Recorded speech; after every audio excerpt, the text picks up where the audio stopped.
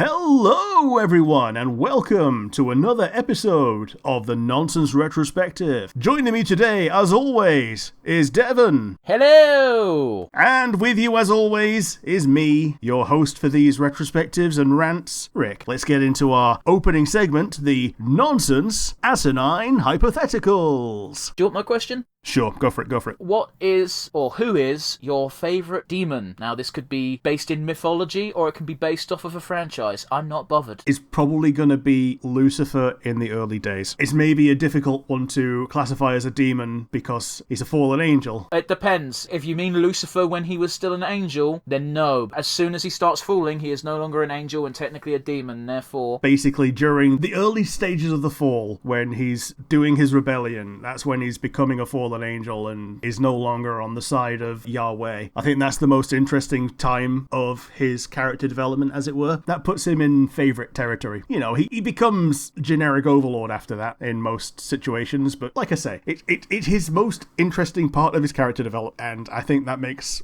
him my favourite demon. I was hoping you'd go a bit more fantastical with it as opposed to an actual one, because guess what? I like the Helltaker cast. Yeah, you do. But yes, have you got a question to shoot at me? The one I've got for you is a little bit more mundane. Do you have a drink or candy that is no longer available that you wish was still available and potentially never ever got to try? No. Oh. Sorry, your question's a dud, mate. So then, okay then, I'll bite. I'll turn it round on you. What's your favourite demon? I mean, it's Beelzebub from Helltaker. Fair enough. Or Justice, or Judgment, or Melina, or Zadrad. Pick one. But yeah, Beelzebub probably edges out the others.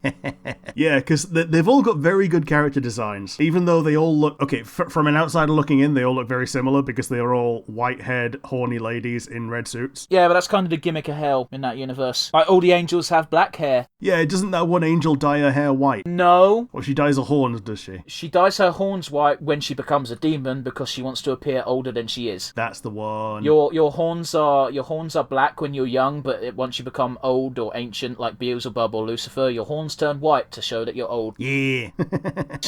There's a comic where she's dyeing her hair black because she's in denial that she's falling. Aw. Yeah. That's really sweet.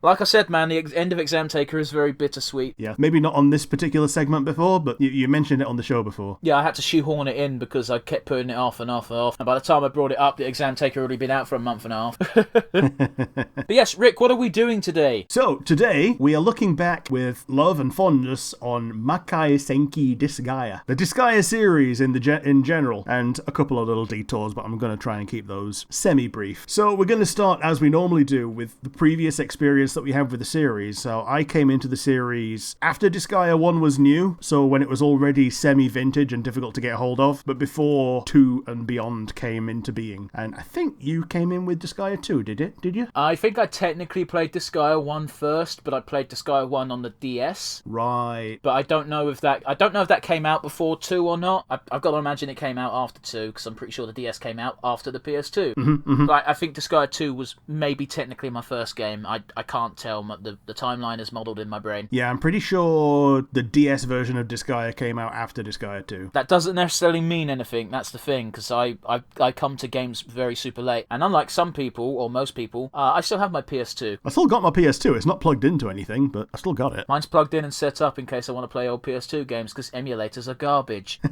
So I've got in my notes that the previous experience is probably none, because this was pretty much the first game in the series to be released in the UK. They then went and released the other ones that they had before that as kind of retrospective releases. I think one of them was released by a company called Mastiff, who, before Nippon Ichi got big enough to publish their own games, they had other people publish things. Like Disgaea 1 was published by Atlas, as far as I'm aware. I mean, I couldn't tell you. This is all you at this point.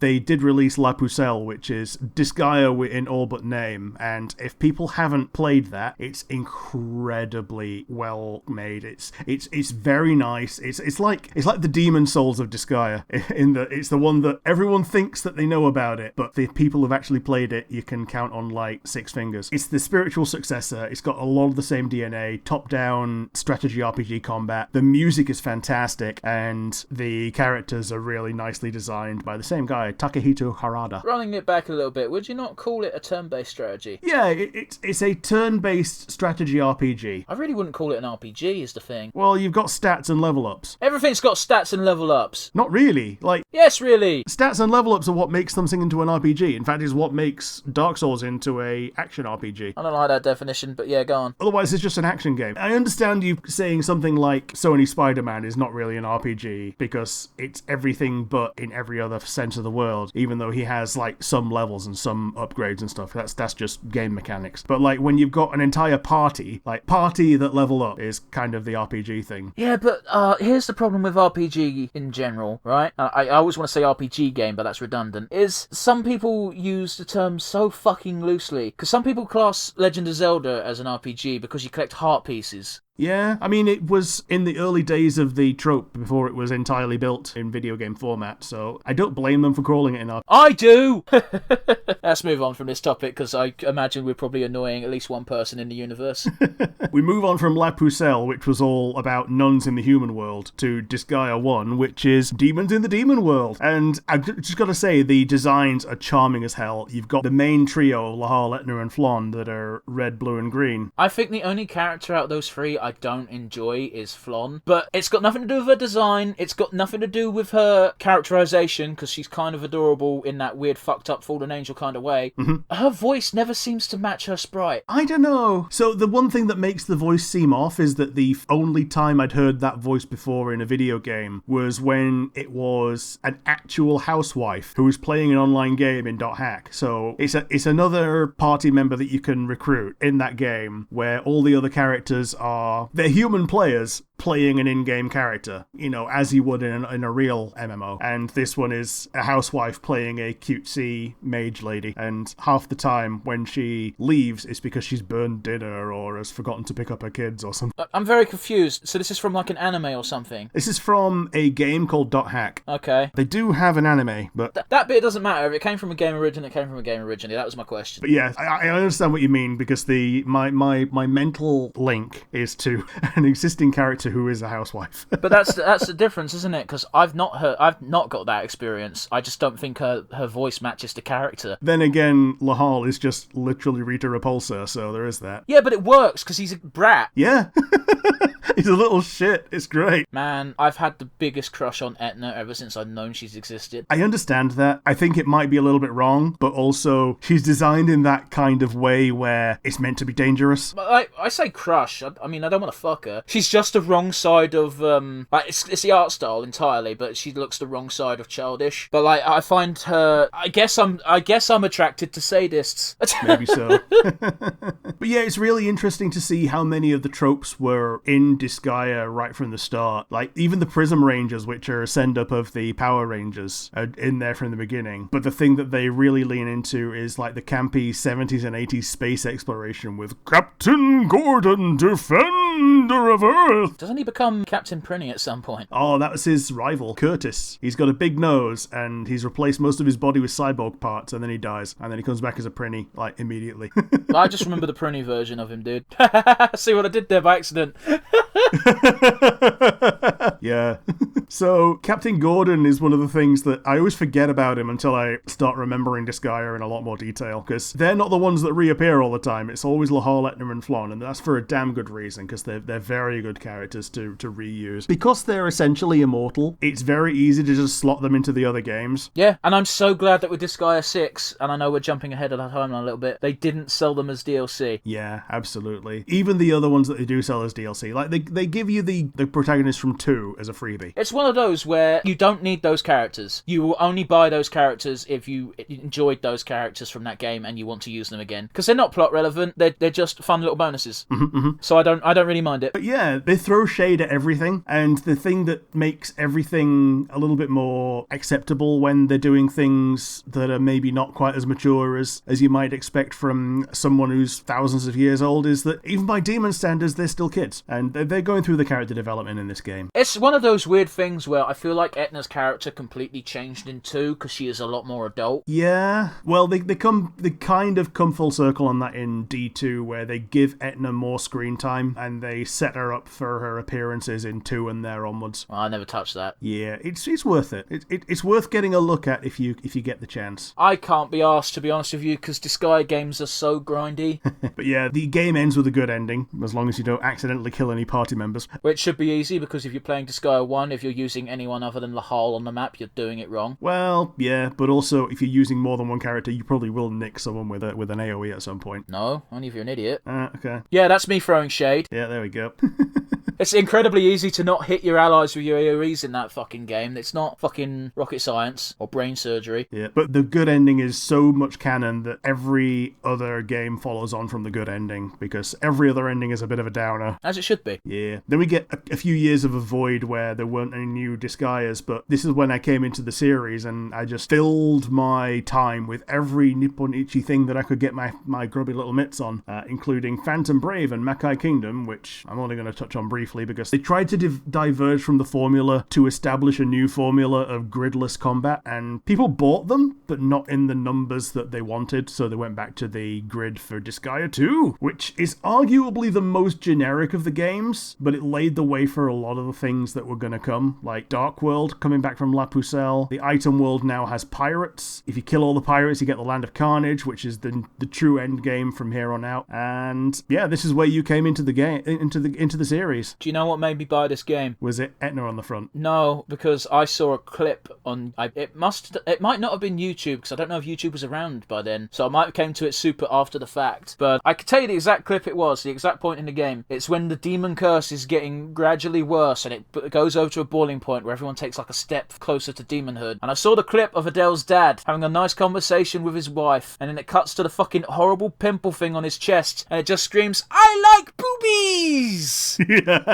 And I went, what the fuck is this game? I must find out. Yeah, I played through the game again in Japanese, and when you get to that line, he just goes, "Ope daisuki." Oh, I don't like... That's not as charming to me. Well, it's basically saying the same thing, that he loves boobs. No, I get that. It hits the ear a bit wrong in a different language. Also, I'm not a big fucking weeaboo like you. Well, okay. Tink existed. Yeah, Tink did exist. Yeah, he was a bit of a fuck, wasn't he? As a character, I wanted to murder fucking Tink. However, one cannot deny that for clearing out leveling up things in the item world super quickly, he was the man. Yeah, he was. To the point that if you wanted to get anywhere near as useful as Tink in further games, you pretty much had to get a Mothman.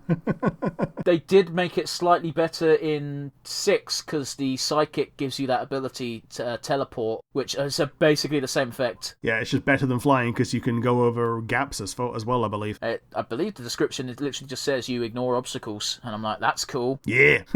I'm gonna make that a scroll and give it to Piori, who has 10 movement, because that's what I've pumped for some reason. Piori has 2 stats, movement and attack. She is bullshit, and I love her. I gave her speed as well, because she was my gunner for the longest time. In my world, I kept her on sword. She's got Bowl's sword, and it's like level fucking 20k at this point, or something. Not quite 20k, I think it's like 3,000 something, which has all been done automatically, so it's not really any skin off my ass. Yeah, well, wait till you get to the next tier. The Ball Sword's going to be nothing. I can't even clear the first world of Land of Carnage thing, because, boy, that's a fucking spike. Yeah, it is.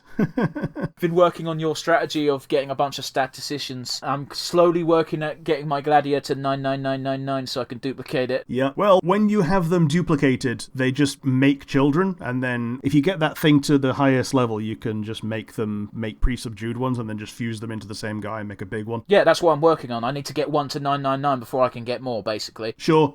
I've got like a dozen statisticians at 300, which is the max they can be, which fair enough, I guess. But yeah, as we said, Etna shows up again in Disgaea 2. She's pretty much the only one during the regular story, because the other ones show up as post-game. But it's very much needed, because she needed a lot more screen time. She basically stops having lines after like chapter 5 in Disgaea 1. And Disgaea 2 is a weird one as well, because she starts as an antagonist. Yeah, and then she gets summoned at level 1, and she's annoyed. It fucking annoyed me, because I'm like, I want to use Etna. She's level 1. Okay, well, I guess I'm grinding these maps for an hour. Yeah. But yeah, then we get to Disgaea 3. It's the school one, where being a shitty person is a good thing, and being a good person makes you a delinquent because demon logic. I feel really bad for Mao in that game, but I feel worse for his dad. Yeah, because his dad was literally being a good person and being a good dad, and Mao's like, nah, but I'm a demon and I'm a little shit, so I'm going to tell someone how to kill him. Well, the whole reason he resents his dad is his dad broke his game console and it got rid of all of his saves. Now, as someone who lost my PS4, the thing got damaged and I couldn't get any of my saves back, I get the frustration. However, they show a cutscene where straight after it occurs, and his dad just goes, I'm sorry, I didn't see it. Like, it was a genuine accident. It wasn't an act of maliciousness, as, you know, one might assume, because that's how demons be. Yeah, because he's like 100 feet tall and he just accidentally stood on it. Yeah, I don't think he even stood on it. He just moved his foot slightly and it crushed it. Like, it's one of those where, like, we cannot stress enough how big this motherfucker is. It's a real tragedy that happens before the show, and it's one of those, it could have run on the PS2 if it weren't for allegedly the 3D effects of the Geoblocks, as if we hadn't had 3D effects since the PS1 era. And it was also the first one to have DLC, and they kind of started it in a bit of a scummy way. They cut the cat girl and then added her back in as the first DLC. Disgaea 3 is a weird one because Disgaea 3 and Disgaea 4 are both games I played probably like a year into them being out, because I bought them when they were on sales and cheap. Yeah. I didn't even know Disgaea 3 had DLC. Yeah, the DLC, you could buy it individually at like a couple of quid each, or you could get the season pass, which was like 50 quid. Okay, yeah, but they've definitely gotten better about that, because as you said with Disgaea 5 and Disgaea 6,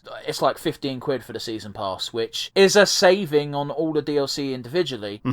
And because it had DLC, it made the re-release a attractive thing for people that didn't get the DLC the first time round, because it came with all the DLC and an extra side story. I didn't know this. Yeah, the side story in 3 has a half cat girl join your party, and it turns out she's essentially a spy for a rival school. That's kind of cool. Yeah. Oh, can we talk very quickly about how this game introduces magic change? Yeah, so you can turn your demon, well, your monster allies into weapons temporarily, which is cool. It is very cool. However, I personally didn't like the fucking gimmick, but it was cool. Yeah, what was really cool is if an enemy did it, you use a specific weapon to get a 5% chance of getting an item from them when you kill them. You can get a permanent magic change weapon from them. Did it also not work with the stealing mechanic? You couldn't steal a magic change weapon normally. Okay, fair enough. I thought there might have been a bug or something, but fair.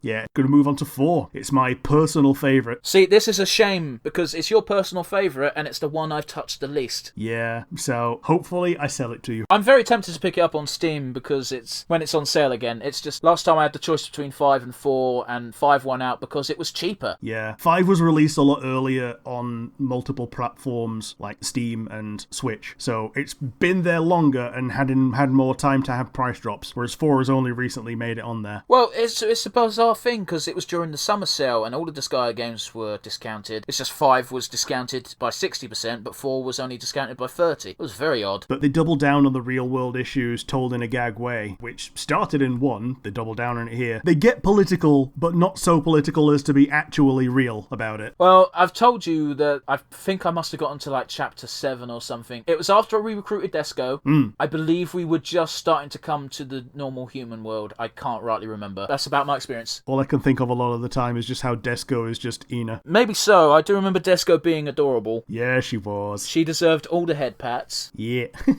But it's like there's not a lot of evil left in hell because humans have become their own demons, and that's kind of the allegory that they're going for. It's the last one to get a second story when they re-released it on the PS Vita, which I think is the version that you get on the Switch and the PC as well. Well, Steam sells them all as complete editions, so that means all DLC and extra content. So I assume if the Vita had extra stuff, then it's probably that version. Yeah, they had the DLC story of the Fuka and Desco show, where the violent dead schoolgirl in denial, Fuka, and her little sister, Eldritch Abomination, Loli Ina, get up to hijinks. I did like the plot point of the only reason Fuka's not a Prinny is because they ran out of Prinny outfits. Yeah, they got so many people dying at once that they run out of Prinny outfits, so they just give her a hat.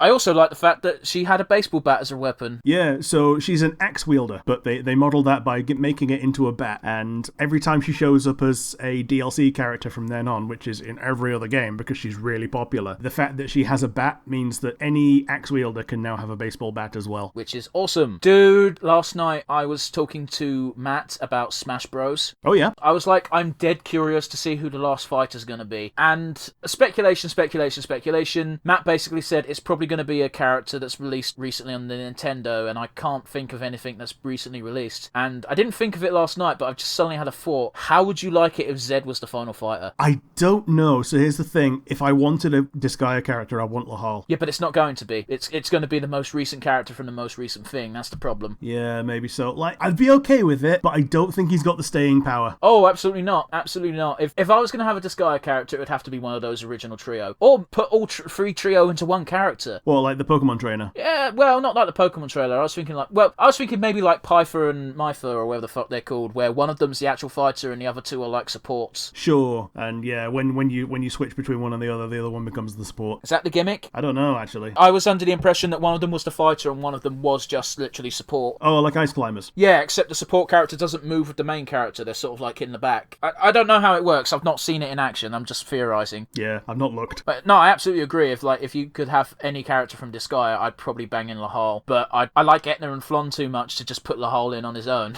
Yeah, well, it's one of those. If you were adding things in with infinite creativity, then adding Etna and Flon as an assist trophy wouldn't be that bad of an idea. In fact, adding all of Lahal, Etna, and Flon as a combined assist trophy where they just, I don't know, they pull the stage one way and another because they're having a tiff. You know what? Fuck it. No, put Lahal in as the main fighter and have Etna and Flon be me fighters. Yeah.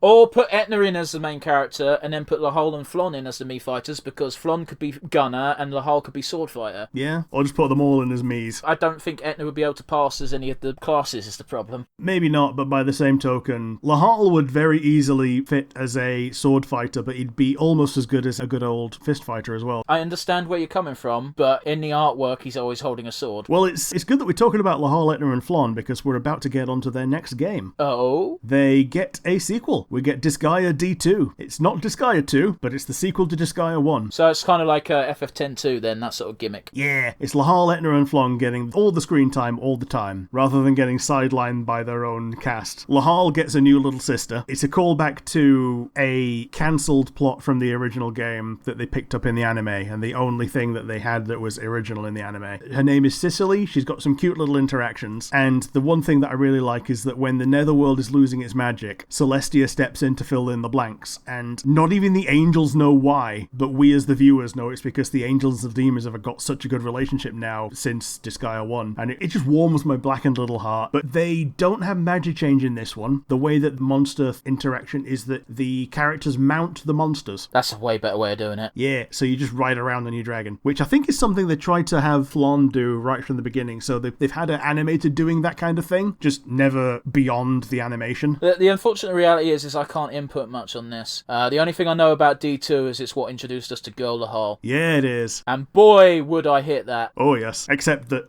also a kid, but... Okay, right. Listen, here's the thing, right? Here's why Girl Lahal is acceptable. And please correct me if you feel like I'm wrong. Here we go. First of all, the body is most definitely fucking aged up in appearance. Second of all, the character acts more mature as in its female form, and you can't say they don't. At least, bear in mind, my only exposure is in cameos in other games, and in other games, she acts like a goddamn adult. And finally, the character is over 1,500 years old. True. Which means it's fine. It all depends on how the character acts and how the character looks. The character looks like an adult, and the character acts like an adult, and the character is over 1,000, therefore it's fucking fine. Am I correct? Is then acceptable to subject the character to the Harkness test? Every character is acceptable to the Harkness test because, they're all able to talk. It depends what the age of consent is for demons. Now, here's the actual issue is on a personal level, Etna and Flon look on the wrong side of childlike. Therefore, I'm not comfortable with it. However, they're the same race as Rosalind, who's 17. Which is legal in the UK. Yeah. I don't know if that's legal in Demon World. However, she is clearly of an age where she has cognitive thoughts. You can go up to her and say, are you of the age of consent? And then if she says no, you walk away. But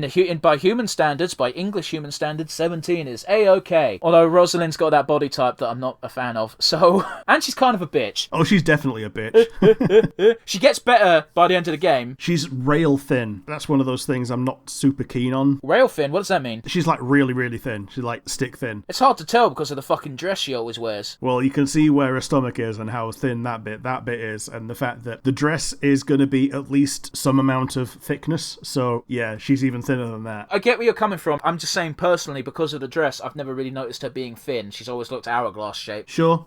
Which in and of itself should be telling, because I'm not a big fan of that figure. So you're not here for the boing boing. Oh, I don't mind the boing boing. It's just I don't like weird proportions. Like if you've got big tits, I expect you to be thick.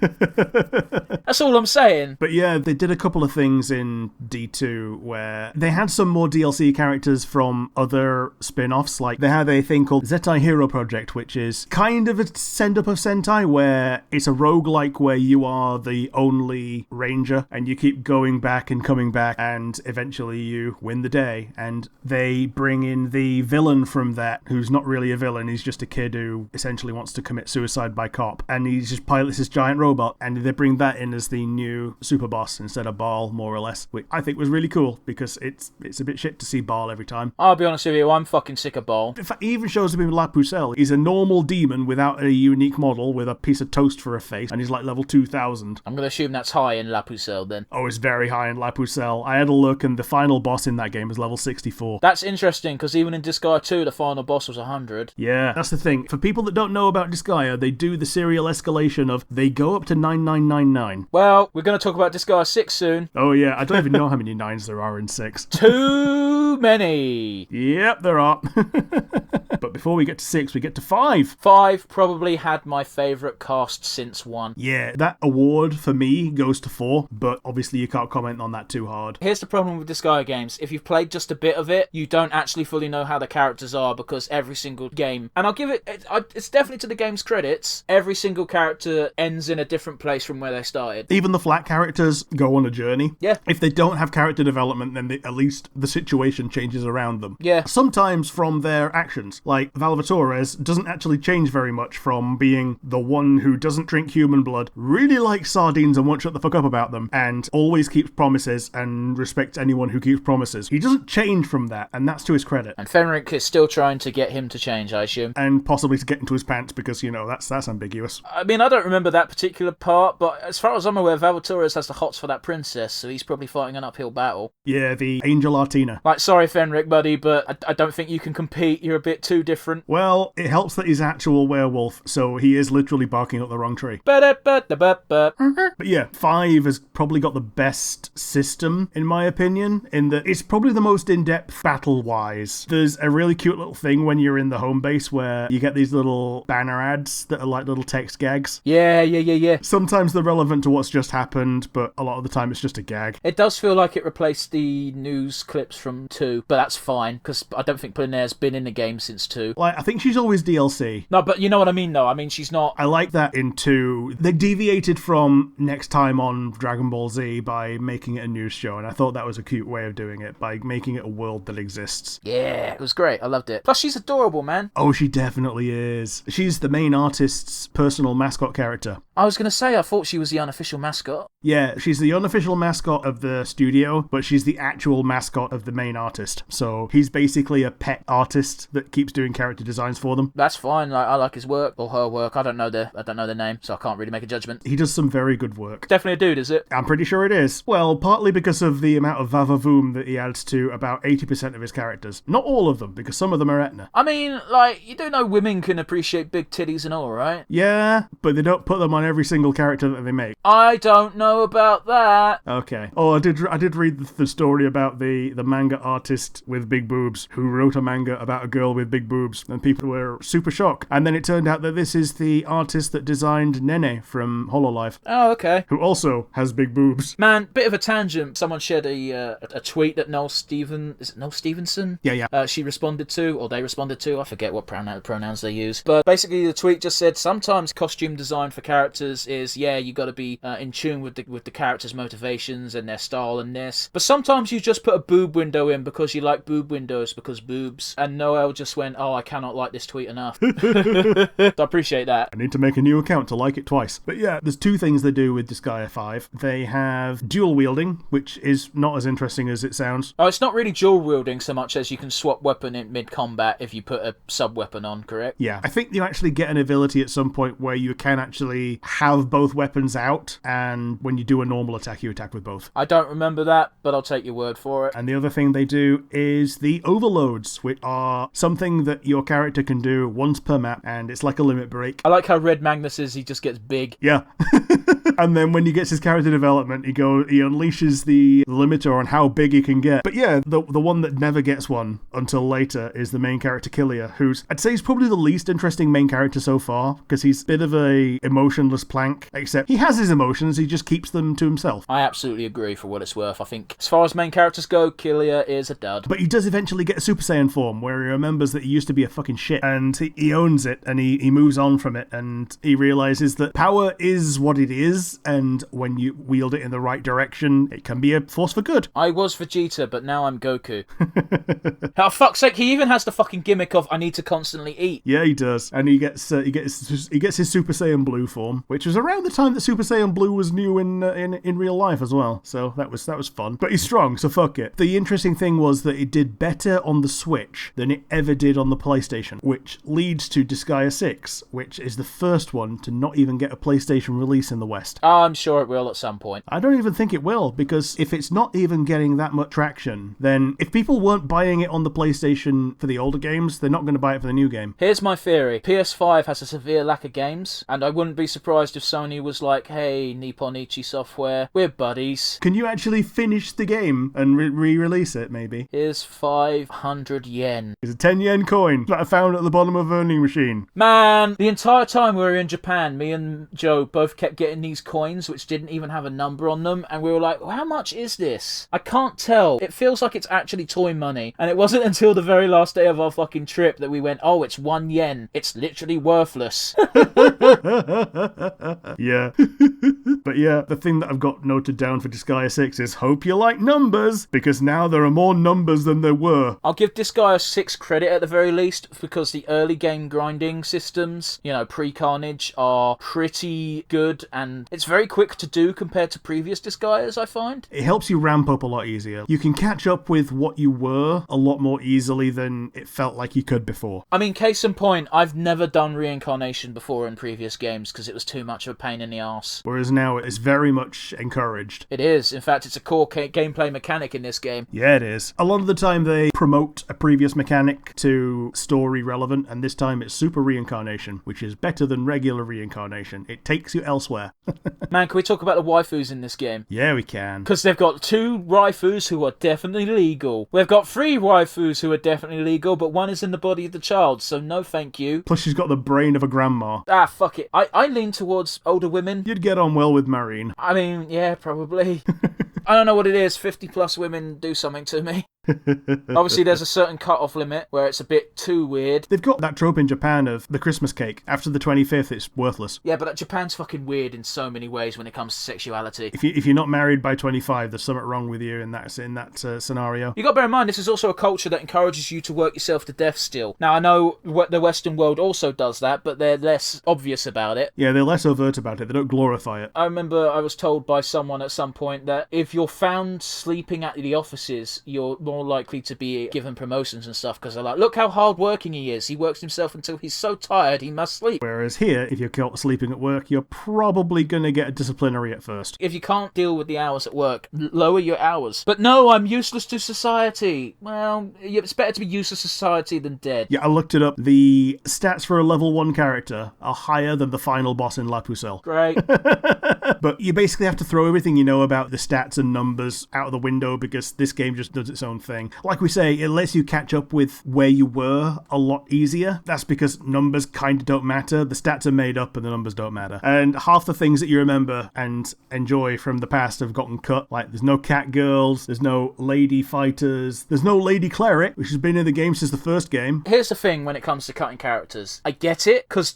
the amount of characters was getting ridiculous. However, it does take away some of the magic. And the thing that really took away the magic for me is when they took away weapon skills. I'll be honest, that irked me as well. Yeah. A character now only has the skills that it gets as it levels up, plus magic that you teach it. So it kind of makes it so that everyone that wants to do an AoE attack has to be a mage. Well, no, because a lot of the classes have AoEs. Yeah. However, I will say there are certain classes that definitely get fucked by this system. Clerics are now worthless. Yeah, they are. Because you level up cleric until you've got the heal spells, and then you reincarnate into something else because they've got no offense. Mm-hmm. Thieves now have to do the same thing. They have to be wizards to start with, so they have something to give them AoEs, because all of their abilities involve stealing, and stealing is crap in this game. Yeah, it caps out at 25%, and even then, when you're trying to steal something worthwhile, it's going to be lower than 25%. The only way I've gotten steal to work is to use their grand heist ability, because it's a 12% chance on every item on the map. But you've got no control over that. Yeah, you can keep them so far out of the way as well that they don't get targeted by the monsters. Yep.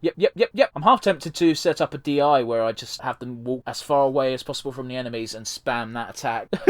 It's probably worthless, but you know. Yeah, it's worthless. The best items come from higher tiers. Like, the previous games had the Land of Carnage, as we touched on before. This one has a third tier, the Rakshasa mode. Oh, yeah, I've heard of this. Yeah, it's just Carnage.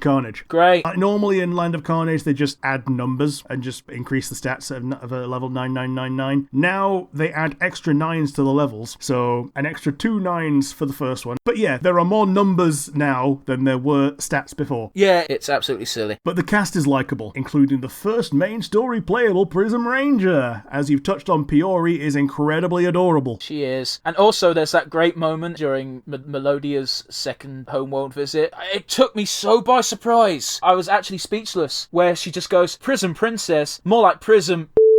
But she clearly says bitch. Yeah, it even puts it out in the subtitles. Prism bitch. I was like shocked. I was like, Piori, fucking language. Because you never expect the one that smiles to be the one that swears. Yeah.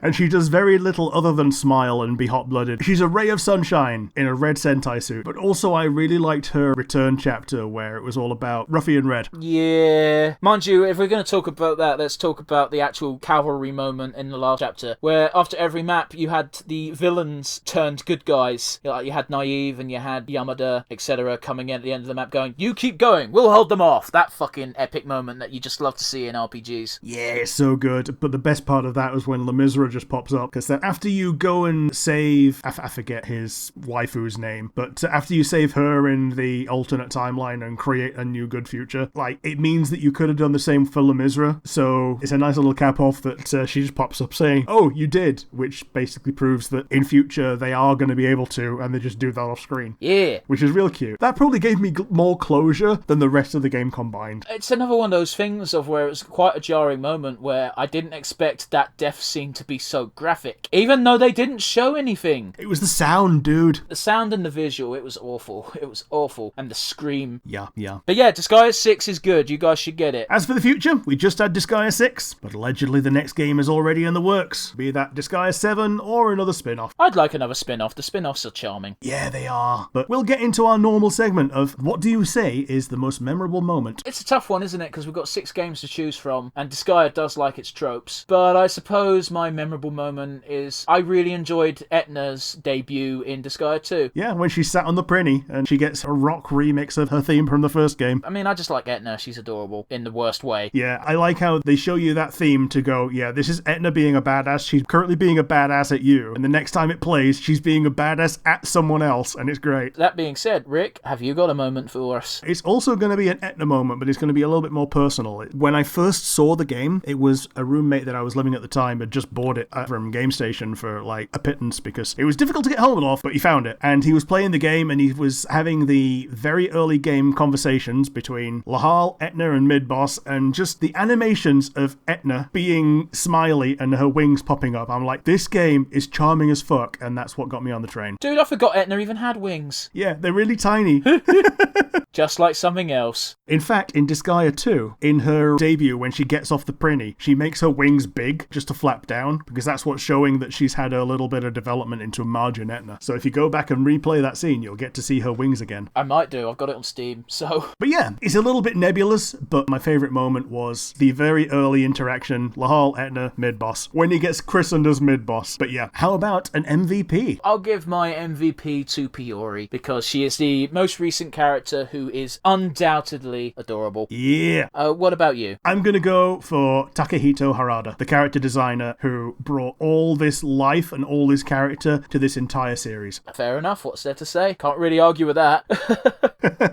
Yeah, exactly. It's a very succinct statement, and okay, there are probably more people on staff that have put life into the series, but when the first thing that you see is the thing that you see, it deserves recognition and respect, and here we go, I'm giving it. But I think that's pretty much it from us. If you've made it this far, as always, you are our favourite person, and if you want to get in touch with us, we've got our email, nonsensereviewuk@gmail.com. That's, once again, nonsensereviewuk@gmail.com. Of course, if you're watching on YouTube, don't bother sending us an email, just leave a comment on the video. Or you could do both. We're not police. We're not police, but we will mock you. We might.